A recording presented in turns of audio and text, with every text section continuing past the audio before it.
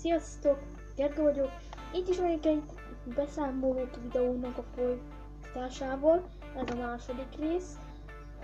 És ebben arról szeretnék beszámolni, hogy jövő hétfőtől fogok járni iskolába, amit úgy hívnak, hogy Digi School. Oda 8-tól 14 éves korig lehet járni, és aki szeretné feljátkozni, de vártok egy kicsit. Bocsi, csak az anyukám kérdezte, hogy mit csinálok. Nem tudja, hogy most már elmondtam, hogy de minden évről.